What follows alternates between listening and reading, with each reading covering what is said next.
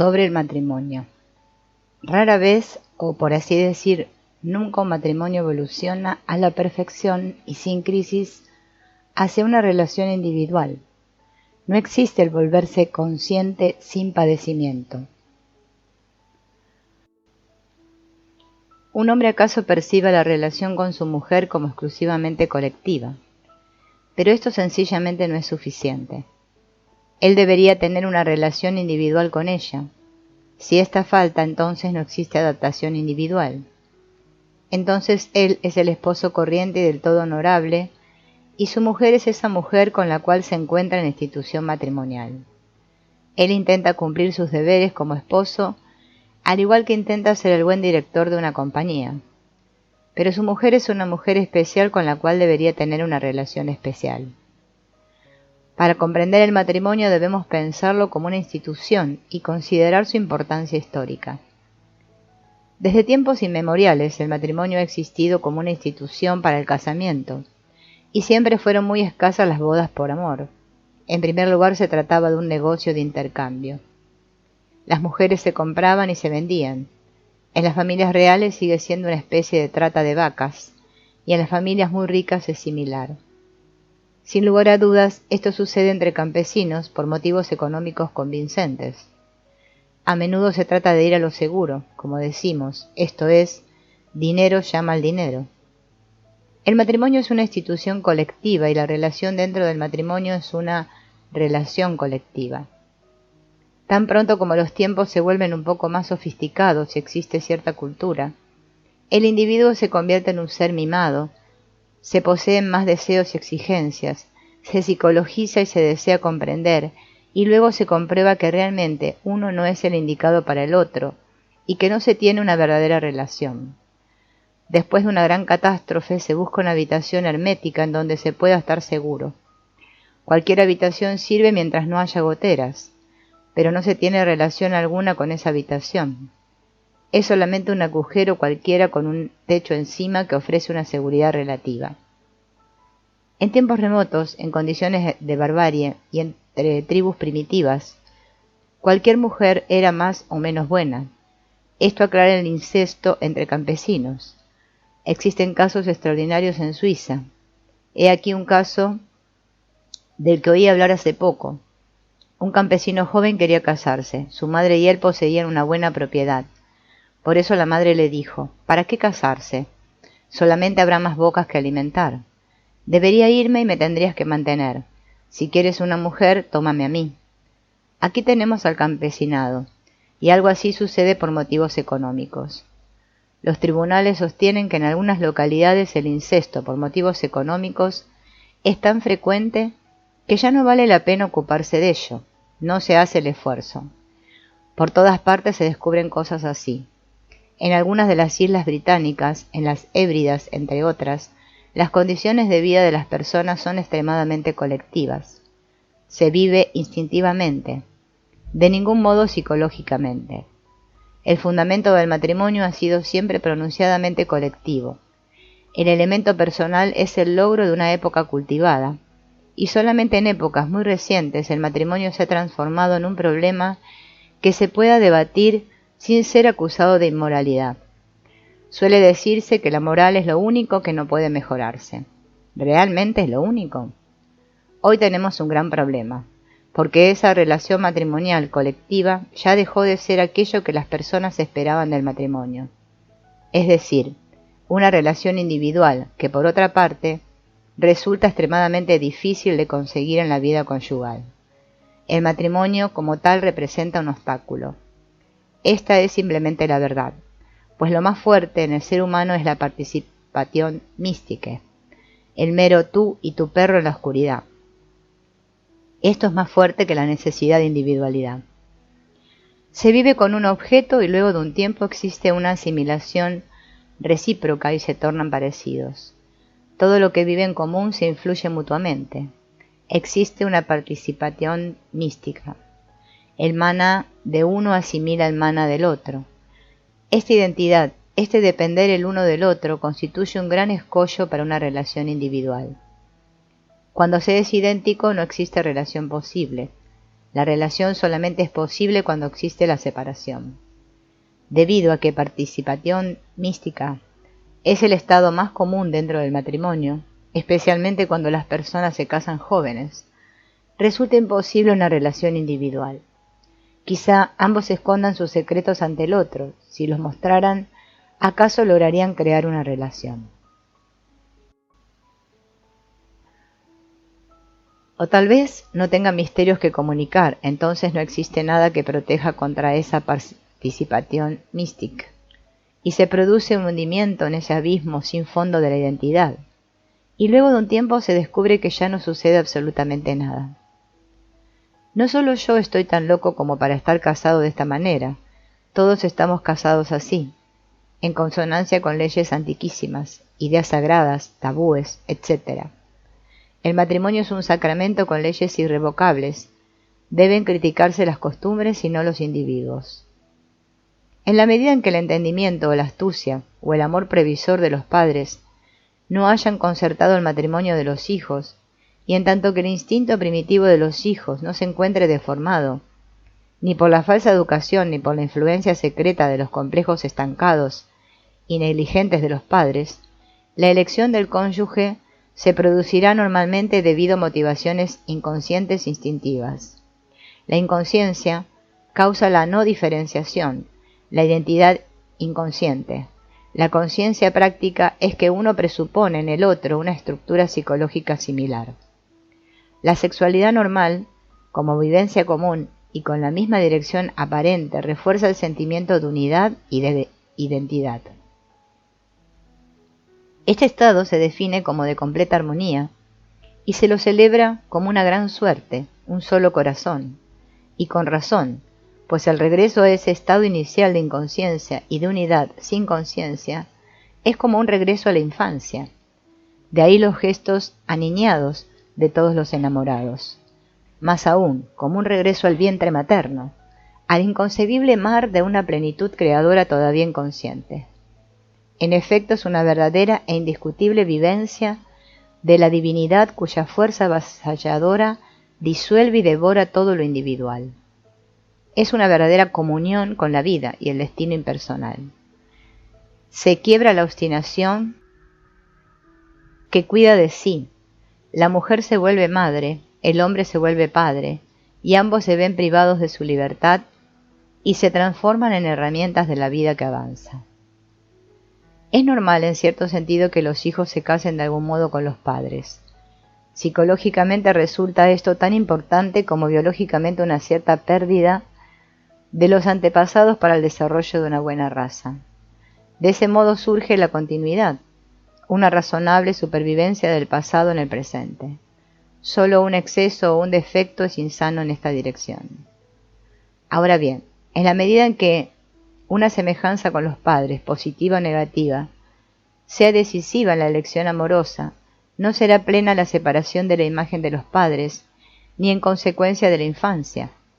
Aunque la infancia debería llevarse consigo, precisamente por continuidad histórica, esto no debe ocurrir a costa del desarrollo. Hacia la mitad de la vida se apaga el último resplandor de las ilusiones infantiles. Esto, naturalmente, si se piensa en una vida ideal, pues no son pocos los que se van a la tumba sin haber superado la puerilidad, y de la imagen parental surge el arquetipo propio de la persona adulta, una imagen del hombre, tal como la ha experimentado la mujer desde los primeros tiempos, y una imagen de la mujer como la que el hombre desde siempre lleva dentro de sí. ¿Sabe usted? Cuando se convive con alguien con quien no existe una relación auténtica, entonces uno se encuentra unido a esa persona de forma inconsciente. Y esta relación especial e inconsciente produce un estado psicológico que se podría comparar con un continuum, en donde ambos se comportan como si estuviesen en el mismo estanque bajo el agua. Se encuentran bajo el mismo techo, en el mismo bote, lo cual crea una forma especial de relación inmediata. Esta relación inconsciente produce los fenómenos más curiosos. Por ejemplo, sueños que inequívocamente no son los sueños del soñante. Cuando se trata de un matrimonio, el hombre puede soñar los sueños de su mujer o a la inversa. O uno de ellos puede verse obligado a hacer algo que no surge de su propia psicología, sino de la del otro. Estos son síntomas de una participación mística de esta especie.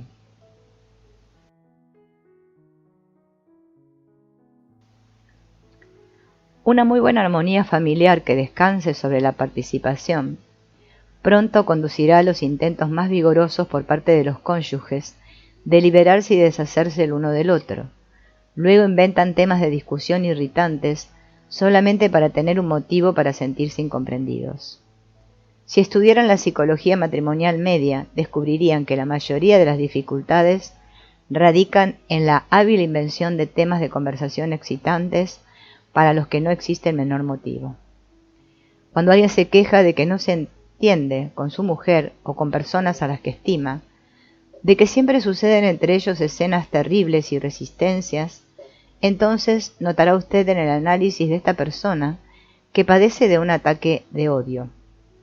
Ha vivido con aquellos a quienes aman una participación mística. Se ha extendido sobre los otros hasta ser idéntico con ellos, y esto es una violación del principio de individualidad. Luego, naturalmente, experimenta resistencias y debe retroceder. Entonces le digo, por supuesto que hay que lamentar que usted siempre tenga dificultades, pero ¿no se da cuenta de lo que hace?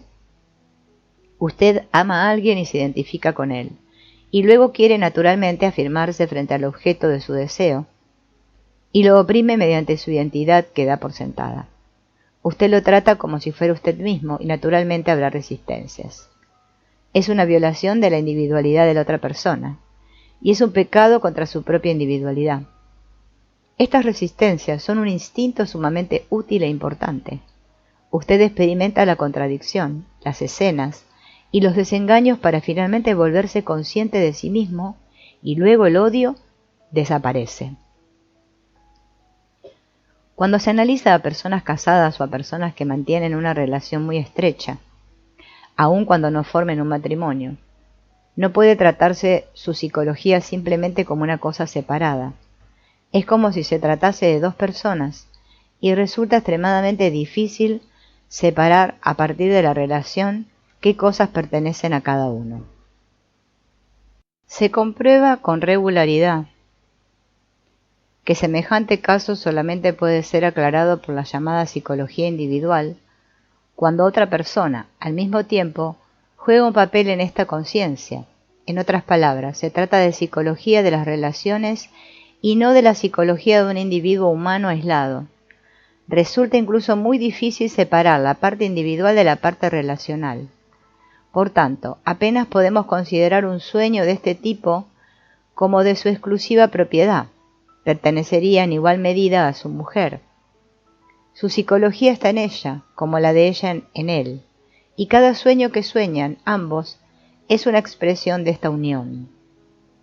Es como si una persona, dentro de una relación anímica estrecha, hubiese perdido sus dos piernas, sus dos brazos y la cabeza, y tuviese ahora 4 piernas y 4 brazos, 2 cabezas y 2 vidas. El individuo se encuentra atravesado por la esfera anímica del compañero, y lo mismo le sucede a la totalidad de su problema vital. Todo el problema espiritual se encuentra recíprocamente influido.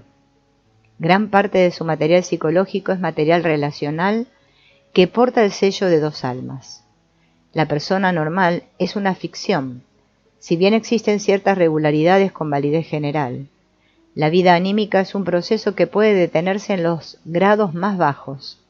Es como si cada individuo tuviese un peso específico. De acuerdo a ello asciende o se hunde en aquel grado en el cual alcanza su límite. También en consonancia con ello se encuentran conformadas su comprensión y sus convicciones. No es por tanto ningún milagro el que la gran mayoría de los matrimonios alcancen con la determinación biológica su límite psicológico más alto, sin daños para la salud espiritual y moral. Relativamente pocos llegan a una desunión más profunda consigo mismos. Cuando existen muchas necesidades exteriores, el conflicto no puede alcanzar tensión dramática por falta de energía. Pero de forma proporcional a la seguridad en el plano social, aumenta la inseguridad psicológica, primero de manera inconsciente, causando neurosis, luego de manera consciente, ocasionando separaciones, peleas, divorcios, y otras locuras matrimoniales. En un grado aún más alto se reconocen nuevas posibilidades de desarrollo psicológico que rozan la esfera religiosa y donde el juicio crítico toca su fin. De nada puede afirmarse que sea verdadero o falso. ¿Cómo podría juzgarse? La vida humana y el destino humano son tan paradójicos que apenas si puede erigirse una ley vinculante.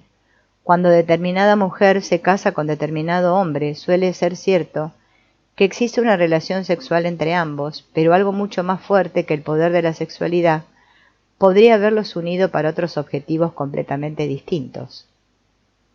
Tenemos que tener en cuenta tales cosas porque realmente suceden, y cuando se tratan tales casos se adquiere una tolerancia extraordinaria frente a los múltiples caminos del destino. Las personas que deben vivir determinado destino se vuelven neuróticas cuando se les impide que lo hagan, incluso cuando esto, medido desde una verdad estadística, sea un terrible absurdo. El agua a veces fluye hacia arriba. Considerado desde un punto de vista racional, acaso sea falso, pero tales cosas suceden y tenemos que aceptarlas. Reconocemos que estas cosas poseen determinado sentido, pues realmente no contamos con un punto de vista desde el cual pudiésemos impedirlas. Aportan algo a la plenitud de la vida y la vida debe vivirse. No se debería pretender enseñar a un tigre a comer manzanas. Un tigre solamente es un tigre cuando come carne. Un tigre vegetariano es un completo absurdo.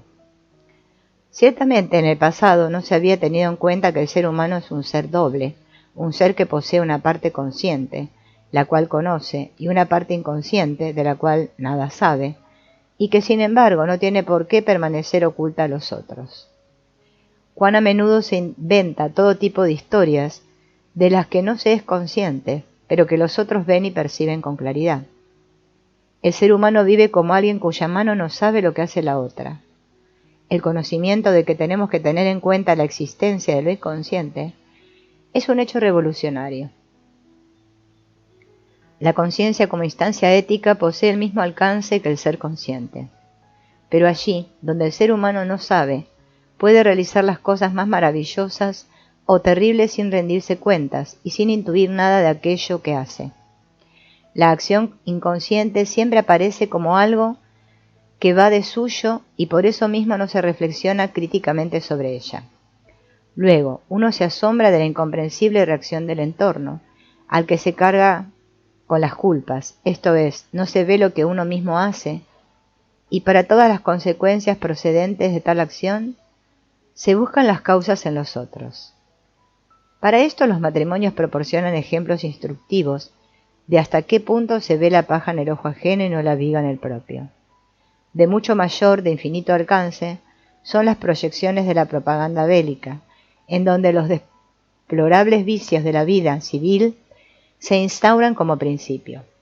El no querer ver y la proyección de los propios errores se encuentran al comienzo de la mayor parte de las disputas y son la garantía más fuerte de que la injusticia, la hostilidad y la persecución no puedan extirparse con facilidad. En la medida en que uno se mantiene en la inconsciencia sobre la propia persona, pero tampoco se perciben los conflictos propios, incluso se llega a sostener la imposibilidad de que existan conflictos inconscientes. Existen a su vez muchos matrimonios en los cuales se evita con sumo cuidado todo ese potencial conflictivo, con lo cual uno de sus integrantes realmente empieza a creer que es inmune a ello, mientras que el otro está lleno hasta arriba de penosos complejos reprimidos que casi llegan a asfixiarlo. Tal situación posee con frecuencia un efecto nocivo sobre los niños. Sabemos que muy a menudo los niños tienen sueños que tratan acerca de los problemas silenciados por los padres. Estos problemas abruman a los niños porque los padres, inconscientes de ellos, jamás intentaron enfrentarse a sus dificultades, por lo cual se crea una especie de atmósfera envenenada. Por ello, las neurosis infantiles tienen mucho que ver, en considerable medida, con los conflictos de los padres. Mi oficio me ha obligado desde siempre a percibir la singularidad de los individuos y la particular circunstancia de que con el correr de los años tuviese que tratar a tantos matrimonios, y hacer mutuamente comprensibles a un hombre y una mujer, fortaleció aún más el deber y la necesidad de comprobar ciertas verdades estadísticas. ¿Cuántas veces, por ejemplo, me vi obligado a decir: mire usted, su mujer posee una naturaleza muy activa, de la cual no puede esperarse que se desarrolle únicamente en las tareas del hogar? Con ello queda expresada una tipificación, una especie de verdad estadística. Existen naturalezas activas y pasivas. El introvertido ve todo aquello que de alguna manera le resulta valioso en el sujeto, el extrovertido, por el contrario, en el objeto. Y a la inversa, la dependencia del objeto se le aparece al introvertido como lo menos valioso, al extrovertido, en cambio, el ocuparse del sujeto, que solamente puede entender como un autoerotismo infantil. No es ningún milagro, por tanto, que ambos tipos se combatan. Por esto no impide que un hombre, en la mayoría de los casos, se case con una mujer del tipo opuesto. Tales matrimonios son muy valiosos como simbiosis psicológicas, mientras sus integrantes no intenten comprenderse mutuamente de manera psicológica. Esta fase pertenece a los fenómenos de desarrollo normales de todo matrimonio, en donde los cónyuges disponen del ocio necesario, o del necesario empuje para desarrollarse, o de ambas cosas a la vez, junto a las dosis necesaria de coraje para dejar que la tranquilidad matrimonial se interrumpa en ciertas ocasiones. Cuando, como ya se dijo, las circunstancias lo favorecen, esta fase ingresa de manera totalmente automática en la vida de ambos tipos y por la siguiente razón. El tipo es una unilateralidad del desarrollo. Uno desarrolla sus relaciones solamente hacia afuera y descuida su interior. El otro se desarrolla solamente hacia adentro y se queda estancado hacia afuera. Pero con el tiempo surge en el individuo la necesidad de desarrollar lo que se había descuidado hasta ese entonces. Ni siquiera el mejor matrimonio puede borrar por completo las diferencias individuales, de manera tal que el estado de los cónyuges fuese absolutamente idéntico. Por lo general, uno se sentirá más cómodo en el matrimonio antes que el otro. Uno de ellos, apoyándose en una relación positiva con los padres, tendrá poca o ninguna dificultad en adaptarse al cónyuge, mientras que el otro se encontrará impedido por un profundo vínculo inconsciente con los padres. Llegará más tarde a una adaptación total, y debido a que resultó más difícil de adquirir, quizá también sea más duradera. El matrimonio es de hecho una realidad brutal, pero ese es el experimento crucial de la vida. Tengo la esperanza de que usted aprenda a soportar en lugar de luchar contra las abrumadoras necesidades del destino. Solamente así se mantendrá en el centro. Para la mujer del presente, el matrimonio medieval ha dejado de ser un ideal. Es cierto que se oculta a sí misma esta duda, tanto como su opuesto. Una lo hace porque está casada y, en consecuencia, encuentra de lo más inoportuno que las puertas de la caja fuerte no cierren herméticamente. La otra porque está soltera y es demasiado decente para reconocer ante su entorno, sin rodeos, cuál es su tendencia. Pero la parte de masculinidad que han conquistado les hace imposible a ambas considerar el matrimonio en su forma tradicional. Él ha de ser tu señor, algo perfectamente creíble. Masculinidad significa saber lo que se quiere y hacer lo necesario para conseguir el objetivo. Una vez que se ha aprendido algo resulta tan evidente que ya no puede volverse a olvidar sin un potente deterioro anímico. La autonomía y el sentido crítico conseguidos por medio de este conocimiento son valores positivos y la mujer los siente como tales. De ahí que no pueda volver a abandonarlos. Tampoco el hombre, que ha conseguido, con no pequeños esfuerzos, incluso con dolores, la necesaria parte de comprensión de su alma, volverá a desprenderse de este conocimiento, pues está muy convencido de la importancia de lo adquirido. Visto el problema, desde lejos, cabría pensar que con ello se coloca muy especialmente al hombre y a la mujer en la situación de hacer perfecto el matrimonio. Pero en realidad, y visto de cerca, no ocurre así, sino que por el contrario surge en primer lugar un conflicto si lo que la mujer haga a partir de la adquirida conciencia de sí no le gusta al hombre, y si los sentimientos de éste descubre en sí, provocan el disgusto de ella, pues lo que ambos han descubierto no son virtudes ni valores en sí, sino, en comparación con lo deseado, algo inferior que, si se entendiera como producto del libre albedrío del capricho, podría con razón condenarse.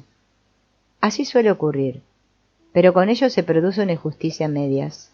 La masculinidad de la mujer y la feminidad del hombre son inferiores, y es lamentable que al valor pleno se le añada algo de inferior valor. Por otro lado, también las sombras forman parte de la totalidad de la personalidad. El fuerte tiene que ser débil alguna vez, el inteligente debe mostrarse alguna vez tonto, de lo contrario su condición pierde credibilidad y degenera en pose y fanfarronada. ¿No es una vieja verdad que la mujer ama más la debilidad del fuerte, que su fuerza y la torpeza del inteligente, más que su inteligencia? Pues ese es el amor de la mujer, el hombre completo, es decir, no la mera masculinidad, sino los indicios de su negación. El amor de la mujer no es un sentimiento, algo que solo se produce en el hombre, sino una voluntad de vida a veces tremendamente poco sentimental y que puede incluso imponer el autosacrificio. Un hombre al que se ama de este modo no puede escapar de su lado inferior, pues a esa realidad solo puede responder con su propia realidad. Y la realidad del hombre no es ninguna bella apariencia, sino una fiel imagen de la eterna naturaleza humana, que abarca a toda la humanidad indistintamente, una imagen de la vida humana con sus altibajos compartida por todos. La mujer sabe cada vez más que solo el amor le da forma plena, del mismo modo que el hombre comienza a sospechar que solo el espíritu da a su vida un sentido superior, y ambos buscan, en el fondo, la mutua relación anímica, porque el amor necesita al espíritu y el espíritu al amor para completarse. La mujer siente que el matrimonio no le da ya verdadera seguridad, pues ¿de qué le sirve la fidelidad del marido cuando sabe que los sentimientos y los pensamientos de éste discurren por otro lado, y que él es sencillamente demasiado razonable y demasiado cobarde para ir tras ellos? ¿De qué le sirve su propia fidelidad cuando sabe que con ella es esclava de su poder de posesión legal, a la vez que está dejando marchitarse su alma? Presiente una fidelidad superior, una fidelidad en el espíritu y en el amor, más allá de las debilidades y de la imperfección humanas. Tradicionalmente se considera al hombre el perturbador de la paz conyugal. Esta leyenda viene de lejos, de tiempos remotos, cuando los hombres aún tenían tiempo para devaneos. Hoy impone la vida tales exigencias al hombre que como mucho puede aún verse al noble hidalgo Don Juan en el teatro. Más que nunca ama el hombre su comodidad, pues vivimos en la era de la neurastenia, de la impotencia y del butacón. No le quedan ya energías para escalar balcones y batirse en duelo. Si ha de haber algo en la línea del adulterio, tiene que ser fácil. No debe costar mucho en ningún sentido, y por ello la aventura debe ser solo pasajera. El hombre de hoy tiene miedo a poner en peligro el matrimonio como institución. Cree a este respecto, por regla general, en la quieta non movere y recurre por ello a la prostitución. Apostaría cualquier cosa a que en la Edad Media, con sus famosos balnearios y su prostitución sin reservas, el adulterio era relativamente más frecuente que hoy. A este respecto, el matrimonio gozaría de mayor seguridad que nunca, pero en realidad comienza a ser discutido. Es un mal síntoma que los médicos empiecen a escribir libros con consejos para conseguir un matrimonio perfecto. Quienes están sanos no necesitan del médico, pero el matrimonio actual se ha vuelto de hecho algo inseguro. Mientras que para la concepción del hombre corriente el amor coincide con su verdadero sentido, con la institución del matrimonio, y más allá del matrimonio no hay más que adulterio o amistad concreta, para la mujer el matrimonio no es ninguna institución sino una relación humana erótica, o al menos quisiera creerlo así, dado que su eros no es ingenuo, sino que admite también sin confesarlo otros motivos, tales como la conquista de una posición social a través del vínculo conyugal, etc. Este principio no puede realizarse de manera pura. La mujer imagina el matrimonio como relación exclusiva y puede soportar más fácilmente su exclusividad sin aburrirse mortalmente, pues si tiene hijos o parientes próximos puede establecer con ellos una relación tan estrecha como con el marido. El hecho de que no mantenga con ellos relaciones sexuales no significa nada, pues de todos modos, la relación sexual le importa mucho menos que la relación anímica. Basta con que, al igual que el marido, tenga la creencia de que su relación es única y exclusiva. Ningún hombre es hasta tal punto masculino como para no albergar también algo de femenino. Antes bien, el hecho es que justamente los hombres muy viriles poseen, aunque de forma muy encubierta y escondida, una vida anímica muy delicada, denominada con frecuencia injustamente femenina. Es una virtud que el hombre mantenga reprimidos en la medida de lo posible los rasgos femeninos, al igual que a la mujer no le sentaba bien, por lo menos hasta ahora, ser un marimacho. La represión de rasgos e inclinaciones femeninas conduce naturalmente a un abarrotamiento de esas exigencias en lo inconsciente. La imago de la mujer, el alma, se convierte igualmente en el receptáculo de estas exigencias, por lo que el hombre, en su elección amorosa, cede con frecuencia ante la tentación de conquistar a aquella mujer que mejor se corresponda con el tipo especial de su propia feminidad inconsciente, una mujer, por tanto, que pueda recibir sin reparo la proyección de su alma. Aunque a menudo tal elección se considera y percibe como un caso ideal, también puede ser que de esa forma el hombre se case a todas luces con su debilidad peor. Cuando usted comprueba cómo un intelectual típico tiene miedo de enamorarse, al principio creerá que ese miedo es muy estúpido. Pero quizá él posea buenos motivos para su miedo, pues es altamente probable que en un caso así se comporte de forma realmente absurda. Será violentado por sus sentimientos, ya que estos reaccionan solamente ante un tipo arcaico o peligroso de mujer. Por eso muchos intelectuales tienden a casarse por debajo de su nivel. Quizá resulten atrapados por la casera o la cocinera, en realidad caen en la trampa de sus propios sentimientos arcaicos de los cuales no pueden dar cuenta. Se asustan, por tanto, con razón, pues sus sentimientos pueden conducirlos a la ruina. En el pensamiento son inatacables, ahí son fuertes e independientes. Pero en su sentimiento pueden ser influidos, violentados, engañados y utilizados, y son conscientes de ello. Nunca se debería, por tanto, querer hacer entrar a la fuerza a un intelectual en su sentimiento. Lo reprimirá con puño de hierro, porque sabe lo peligroso que es. La concepción que tiene todo hombre respetable es que con la mujer la cosa marcha sola, que el matrimonio se desarrolla solo. Lo único que no marcha por sí solo es el negocio. Para la mujer lo único que no marcha por sí solo es el matrimonio, pues ese es su negocio, una considerable diferencia en los puntos de vista. Hace poco tuve una consulta con un hombre que me contó la historia de su aventura con otra mujer. Ella había despertado en él un sentimiento negativo hacia su esposa. Yo insinué que podía hablar abiertamente con su esposa, pero dijo que era imposible contarle algo así. Luego de un tiempo vi a su esposa y me enumeró la larga serie de infidelidades por su parte, 6 hombres uno tras otro. Se contagió de gonorrea y luego le echó las culpas a su marido. Él había tenido gonorrea antes del matrimonio y su médico le dijo a ella que quizá no había sanado del todo. Podía rebrotar fácilmente de tal manera que ella se volviese a infectar. El marido se sintió tan disminuido que ni siquiera me lo contó. Tal situación es exactamente igual al problema de los padres que retroceden ante el hecho de hablar con sus hijos sobre sexo. Los niños dicen, «¡Qué tonta es mamá! Parece no saber nada de estas cosas». Los hombres pueden andar con mujeres de vida alegre y no obstante insistir en su propia corrección. Y las mujeres pueden escaparse con auténticos diablos y sostener sin embargo que son esposas fieles.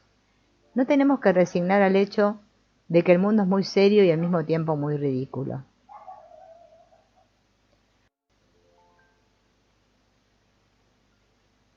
Ahora bien, es un hecho que no existe ningún hombre que no peque o que alguna vez haya albergado la esperanza de salir del pecado. Yo pienso que ya debería estar muerto. Cuando ya no puede pecar más, entonces se acabó, pero no antes. Esto es simplemente un hecho. Nadie puede querer convencerme de que no es así. Cuando usted contempla a los santos, sí, Dios mío, ¿quién debe soportar allí la carga? ¿Quién, por ejemplo, se hizo cargo de la mujer de Nicolás de Flue, cuando dejó atrás a tantos hijos y a su mujer para convertirse en un ermitaño? Sí, allí se convirtió en un santo, y su mujer e hijos podían ordeñar las vacas y esas cosas. Pero él estaba fuera de juego, igual que Tolstoy, quien con avanzada edad quería convertirse rápidamente en un santo y dio a su mujer toda la fortuna. Pero él comía de esa fortuna. No son más que niñerías. Una vez vi a un verdadero santo. Lamentablemente no puedo darle detalles biográficos más precisos. Durante 3 días hablé con él y me hundía cada día algunos metros en mi naturaleza pecadora y en mi imperfección. En la noche del tercer día ya quedaba muy poco de mi persona. A la mañana siguiente vino a consulta a su mujer. Ahí recibí otra imagen de todo ese esplendor. Volví a remontar los 14 estados en que me hallaba enterrado bajo tierra y me recompuse completamente. Estaba harto. Comprendí. Sí, esto es a lo que ahora se llama santidad. Naturalmente que existen santos muy respetables. Eso lo acepto sin problemas. ¿Para qué tenemos después de todo psicología? ¿Por qué nos interesamos precisamente hoy por la psicología? La respuesta es, a todos les sería necesaria. Vivimos en un tiempo en el cual empieza a alborear el conocimiento de que el pueblo que vive del otro lado de la montaña no está compuesto exclusivamente de diablos pelirrojos responsables de todo el mal que ocurre de este lado. Algo de esta oscura intuición también se ha introducido en la relación entre los sexos. Ya no todo el mundo está totalmente convencido de que todo lo bueno radica en el yo y todo lo malo en el tú.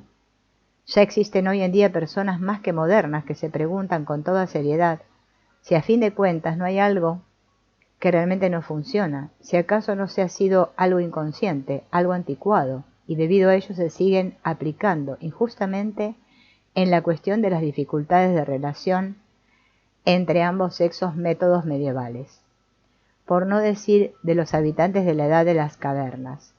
Sí, hay personas que han leído la encíclica del Papa sobre el matrimonio cristiano con horror, aunque tengan que admitir que para los habitantes de las cavernas, el matrimonio llamado cristiano supone un avance cultural. Aunque la mentalidad prehistórica no esté, ni con mucho superada y precisamente en el ámbito de la sexualidad, en donde el hombre se percata con mayor claridad de su naturaleza mamífera y experimenta sus triunfos más considerables, aún así, sin embargo, se han introducido ciertos refinamientos éticos que permiten a los seres humanos que tienen tras de sí una educación cristiana entre 10 y 15 siglos, moverse a una fase algo más elevada. En esta fase el espíritu, un fenómeno psíquico incomprensible para la concepción biológica, desempeña un papel psicológico que no es menor. Ya había aportado importantes conceptos a la idea del matrimonio cristiano, y en la duda y desvalorización modernas del matrimonio se inmiscuye, de manera significativa en la discusión, negativamente como el abogado del instinto y positivamente como el defensor de la dignidad humana. De esto se sigue que no es ningún milagro que de ello surja un conflicto salvaje y confuso entre el ser humano como ser natural e instintivo y el ser humano como ser cultural y espiritual. Pero lo malo en todo ello es que una parte siempre desea reprimir la otra violentamente a fin de lograr establecer una solución armónica y unitaria del conflicto. Lamentablemente son demasiados los que siguen creyendo en este método todopoderoso en la política, y son muy pocos los que tanto aquí como allí lo condenan como una barbarie y prefieren poner en su lugar una comparación justa en la cual se escuchen a ambas partes. Pero, desgraciadamente, en el problema de la relación entre los sexos, nadie puede establecer por sí solo una comparación, sino que ésta solamente puede tener lugar en la relación con el otro sexo. Por eso la necesidad de la psicología. En este plano, la psicología se transforma en un informe, o mejor aún, en una metodología de la relación. La psicología garantiza un verdadero saber del otro sexo y sustituye el arbitrario opinar, fuente de incurables malentendidos que socavan de forma devastadora los matrimonios de nuestro tiempo.